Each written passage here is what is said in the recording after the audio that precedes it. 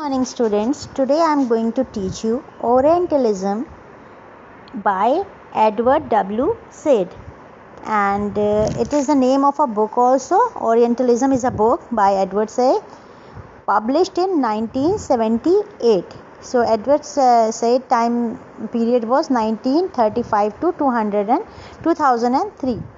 So first of all I would like to tell you, मैं आपको बताना चाहूँगी कि ओरिएंटलिज्म है क्या और ओरिएंटलिज्म बुक क्या है। तो आपको ये दोनों तरह से जानना है। पहले तो आपको ओरिएंटलिज्म है क्या, ओरिएंट्स होते कौन है, वो जानना है, और ओरिएंटलिज्म बुक जो है उसमें क्या है और आपको क्या पढ़ना है उसमें, वो जानना है।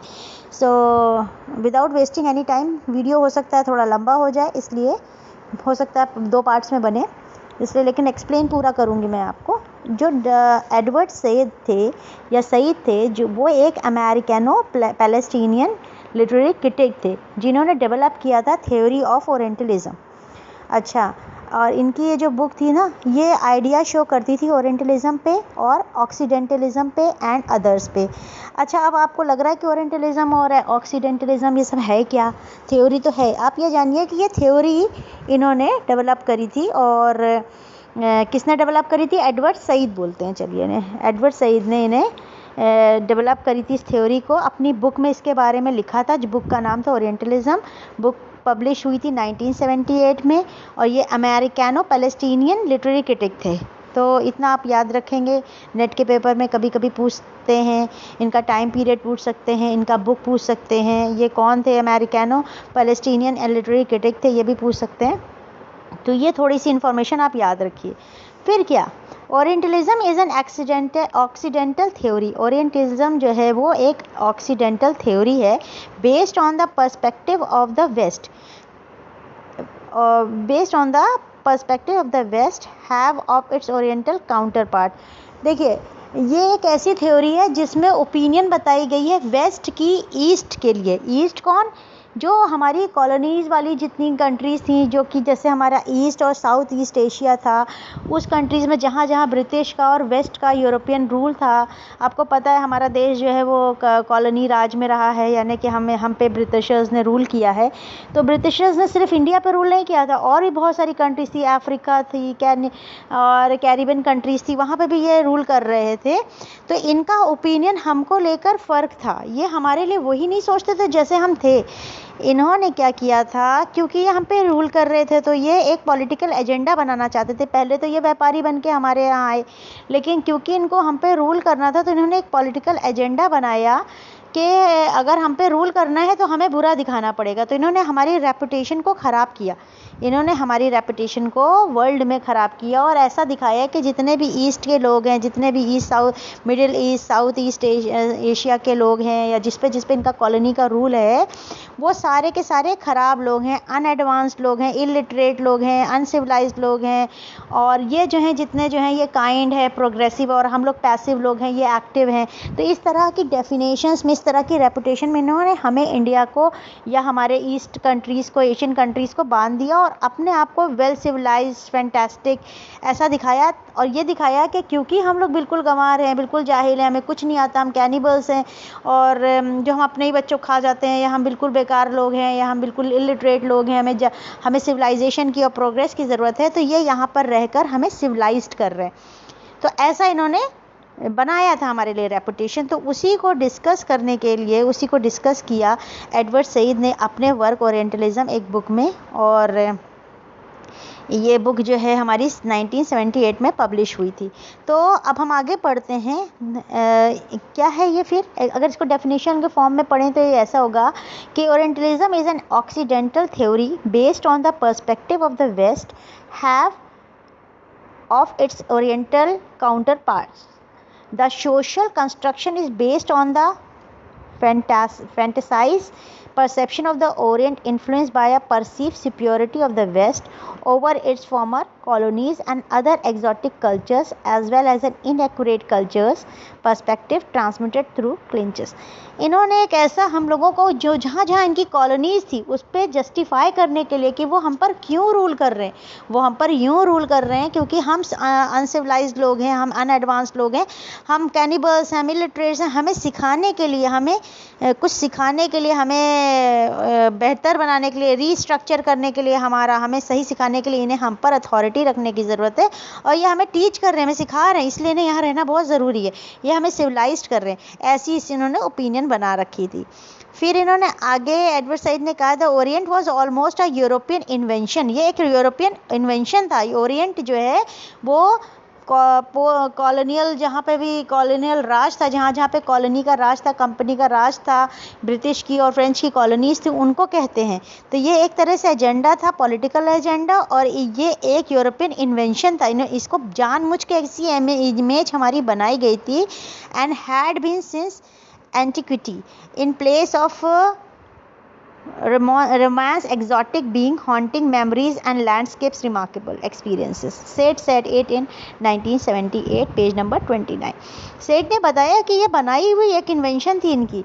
इन्होंने इस इमेज को क्रिएट किया ताकि ये हम पर रूल कर सके, और तो रूल कर सके। और क्या किया उन्होंने, हमारे लैंडस्केप्स इतने अच्छे थे, हम इतने अच्छे लोग थे, लेकिन इन्होंने हमारी अच्छाइयों को नहीं आगे बढ़ाया। इन्होंने हमेशा हमें गलत रेपुटेशन दी ताकि हम ख़राब दिखें, वर्ल्ड के सामने में हम बुरे दिखें, हम इलिटरेट दिखें, और ये एक बहुत ज़रूरत लगे कि बेचारे यहाँ पर रह के हमें सही कह रहे हैं। अच्छा, तो हम बुरे दिख रहे हैं, तो फिर ये क्या दिख रहे हैं, और ये अच्छे दिख रहे हैं। ये बाइनरी डिवीजन भी किया इन्होंने कि हम दिन, हम रात हैं तो ये सुबह हैं, ये हम अज्ञानी हैं तो ये ज्ञानी है।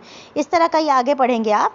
This cultural dogma that led to the creation of an oriental discourse perpetuating the prejudice westerners have of orientals.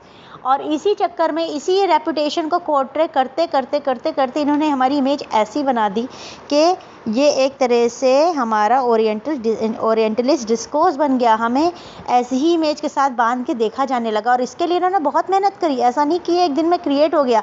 इन्होंने इसके लिए लिटरेचर में की हेल्प ली।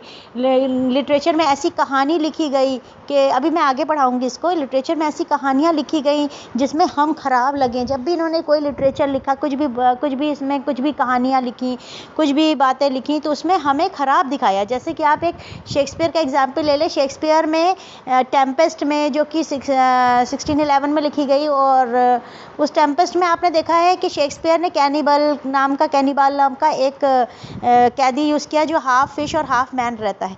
ये भी एक तरह से ओरिएंटल थॉट है कि जितने लोग हम रहते हैं, हम जंगल में रहने वाले हैं, हमें कुछ नहीं आता, हम अनसिविलाइज्ड लोग हैं। तो इन्होंने खास करके बुक्स के थ्रू भी, लिटरेचर के थ्रू भी, ट्रैवलॉजी के थ्रू भी, इन्होंने उस ज़माने में प्रमोट कर रहे थे ट्रैवल को।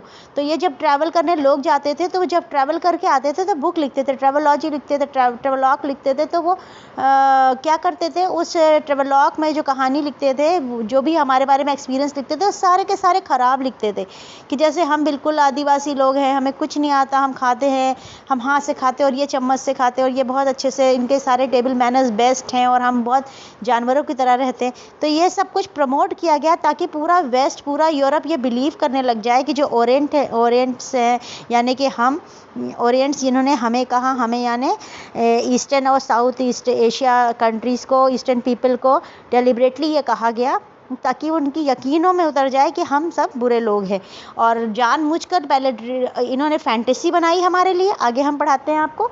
ये पहले फैंटेसी बनाई, पहले हमें ऐसा दिखाया गया, फिर हमारी अपने आप की सोच में हमें, जैसे डिज्नीलैंड में होता है ना, हमने सोच लिया कि मिकी माउस है, हमने सोच लिया कि, तो उन्होंने हमें बुरा सोच लिया, फिर हमें बुरा सोचकर हमें बुरे कैरेक्टर्स के साथ प्रेजेंट किया अपने लिटरल वर्क में, लिटरेचर में। और फिर उस लिटरेचर के थ्रू हमारी जो इनकी जो ये सोच थी, ये परमानेंट हो गई। जब उस लिटरेचर को कोई भी पढ़ता था, उसे ये लगता था कि हम वाकई इलिटरेट लोग हैं।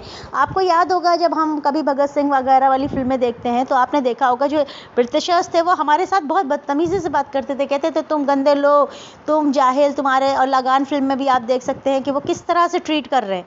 तो ये उनको अधिकार मिल गया था, क्योंकि हमारे लिए इतना ख़राब लिख दिया गया था बुक्स में कि हम बुक्स मतलब जो लिटरेचर लिखे जा रहे थे उस टाइम, उसमें कि वो पहले तो वो फैंटेसी थी, और फिर उसके बाद वो परमानेंट लिटरेचर बन गया, वो फैक्ट बन गया हमारे लिए।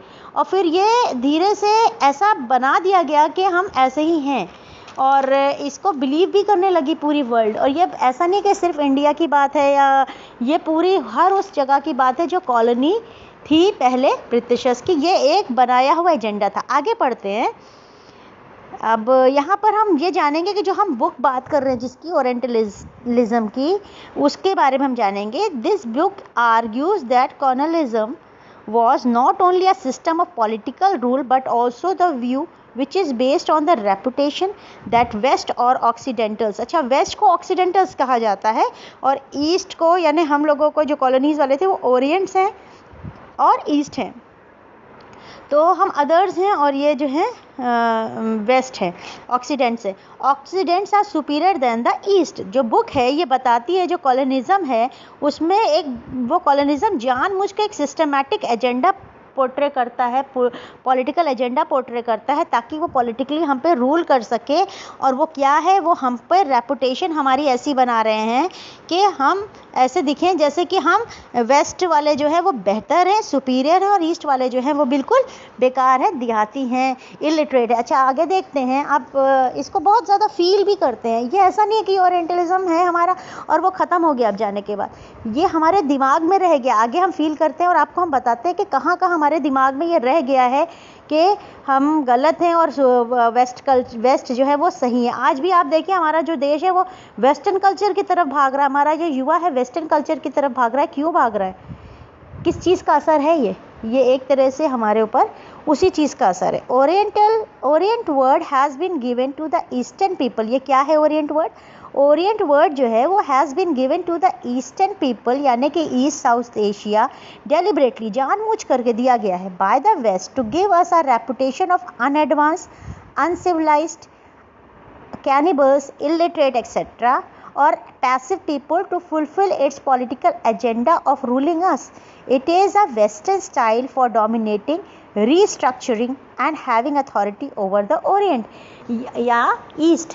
ये एक बहुत बड़ा पॉलिटिकल एजेंडा था जो जानबूझ के क्रिएट किया गया था। एक रेपुटेशन हमारी क्रिएट की गई थी कि हम अनसिविलाइज्ड हैं, कैनिबल्स हैं, इलिटरेट हैं, अनएडवांस हैं और हम अनस्ट्रक्चर्ड हैं। इन्हें हमें रीस्ट्रक्चर करना है, हमें फिर से सही करना है, हमें तमीज़ सिखानी है, हमें तरीका सिखाना है और वेस्टर्न स्टाइल को सिखाना है।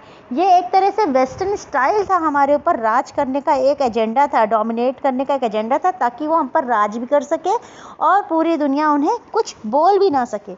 अगर वो पूरी दुनिया उन्हें कुछ बोलेगी इस बारे में तो वो ये बता सकते हैं कि हम बुरे लोग हैं, हम तो जानवर हैं, हम तो अपने बच्चों को खा जाएंगे, हम तो आदिवासी, आदि मानव हैं, हम आधे इंसान आधे जानवर हैं। तो हमें अच्छा बनाने के लिए इन्हें यहाँ रहना पड़ेगा। और ये 200 साल तक हमारे यहाँ रहे हैं और बहुत कॉलोनी पर राज किया। आप ये सोच सकते हैं, पहले सोच बैठाई गई ताकि हम बुरे दिखें और फिर हम पर ये रूल करें तो वो जस्टिफाई हो पूरे वर्ल्ड में। तो अब मैं आपको बुक के हिसाब से बता रही थी कि क्या है। थोड़ा और बुक के बारे में पढ़ते हैं। ये ओरिएंटलिज्म बुक है जो कि एडवर्ड सईद ने लिखा है, जो कि पब्लिश 1978 में हुई है। इसके 3 पार्ट्स हैं। This book is divided in 3 parts. तो क्या क्या है इन पार्ट्स में देख लेते हैं जल्दी से, फिर मुझे लग रहा है सेकंड वीडियो बनानी पड़ेगी। तो जो फर्स्ट पार्ट है इसमें है, इसका फर्स्ट पार्ट है, उसका नाम है द स्कोप ऑफ ओरिएंटलिज्म। तो पहला पार्ट है scope of orientalism, second part है ओरिएंटलिस्ट स्ट्रक्चर एंड रीस्ट्रक्चर्स और थर्ड पार्ट है orientalism now.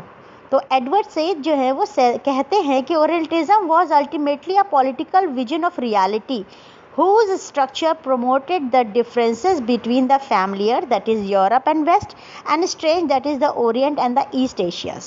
So the first part shows the Western representation and situation of the East. तो जो first part है उसमें वो scope of Orientalism बताते हैं। तो इसमें ये क्या कहते हैं, ये अपना political vision दिखाते हैं और reality दिखाते हैं, अपने vision की reality दिखाते हैं। whose structure promote the difference, पहले तो हमारा difference दिखाते हैं, एक तरह से हमें बहुत बुरा दिखाते हैं और ख़ुद को बहुत अच्छा दिखाते हैं। तो फर्स्ट में ही इन्होंने हमें ओरिएंटलिज्म में हमें बता दिया, हमारा रेपुटेशन इंट्रोड्यूस कराया दुनिया से कि हम बहुत बुरे लोग हैं और ये बहुत अच्छे लोग हैं। बाइनरी ऑपोजिशन, बिल्कुल दिन और रात का फ़र्क है हम में और इनमें। अगर हम काले हैं तो हम नहाते नहीं हैं, और अगर ये सफ़ेद है तो ये रोज़ साफ़ रहते हैं और ये बहुत अच्छे मैनर्स के साथ रहते हैं, इसलिए सफ़ेद। और अगर हम डार्क हैं तो हम ना नहाने वाले लोग हैं, रेशिस्ट एक तरह से। ये सारी ओपिनियन इन्होंने इसमें डाली। फिर सेकेंड पार्ट जो है वो शो करता है, the second part shows the exposition of western ideologies and how the psychological, historical and literary writers of the 19th century wrote about the Orient. Second part में ये दिखाता है कि किस तरह से इन्होंने इस रेपुटेशन में एक फैंटेसी, एक ड्रीम क्रिएट कर दिया तो जो हमारा ईस्ट है वो एक ड्रीम के थ्रू दिख रहा था लोगों को। हम एक फैंटेसी वर्ल्ड के कैरेक्टर्स बन के रह गए। हमें जैसे हम देखते हैं तो हम ये देखते हैं ना कि मतलब कोई कार्टून कैरेक्टर समझ लीजिए आप, कि अगर हमें पता चल गया कि ये रावण बुरा है तो हम रावण जैसे बना दिए गए, हमें रावण बना दिया गया कि वो बुरा है, तो वो बुरे हैं, वो आदिवासी हैं, वो जानवर हैं, वो जानवरों से बदतर है। ऐसी इमेज हमारी बना दी गई और उस इमेज को पक्का करने के लिए क्या किया गया, हमारा ही जो फैंटेसी थी उसी ट्रुथ नहीं था, वो सच नहीं था, उसी फैंटेसी को लेकर के उसी का रचना कर दी गई किताबों में, लिटरेरी वर्क में, कहानियों में, स्टोरीज़ में। हम पर कहानियाँ बनने लग गई। तो आप कहानियाँ देखेंगे इनकी अलिफ लैला टाइप की किताबें, अरेबियन नाइट्स वाली बुक्स जो हैं उसमें देखेंगे जो ईस्टर्न लोग हैं उनको कैसा दिखाया है। तो इन्होंने बाकायदा हमारे लिए पहले इमेज बनाई, रेपुटेशन बनाया, फिर उसकी फैंटेसी बनाई। हमें लोग फैंटेसी के थ्रू देखते थे। हम कैसे, हमें नहीं जानते थे लोग इंडियंस को, या कॉलोनीज़ वाले जितने भी देश थे उनको, वो कोई खुद नहीं जानता था, अमेरिकन्स या यूरोपियंस। ये हमें एक फैंटेसी से उन्हीं की नज़र से देखते थे। और ये हमारे साइकोलॉजिकल, हिस्टोरिकल और लिटरेरी राइटर्स जो थे वो हमारी साइकोलॉजी और हिस्ट्री को बाकायदा अपने बुक्स में लिखते थे। 19th सेंचुरी की बुक्स जो कि ब्रिटिश राइटर्स लिख रहे हैं उनको अगर आप पढ़ेंगे तो आपको पता चलेगा कि हम लोग के बारे में कितना ख़राब लिखा गया है। अच्छा, थर्ड पार्ट क्या है? Third part analyse the modern orientalism and also British and French orientalism. It shows the contemporary orientalism. तो जो थर्ड पार्ट है ना वो शो करता है कि व्हाट इज़ ओरिएंटलिज्म नाउ। अब क्या ओरिएंटलिज्म की इमेज है ब्रिटिशर्स में और फ्रेंच ओरिएंटलिज्म, उनकी नज़र से हम कैसे हैं, ये डिस्कस करता है थर्ड पार्ट। तो मुझे लग रहा है वीडियो बड़ी बन गई है, मैं सेकेंड पार्ट में और डिस्कस करती हूँ। Thank you very much.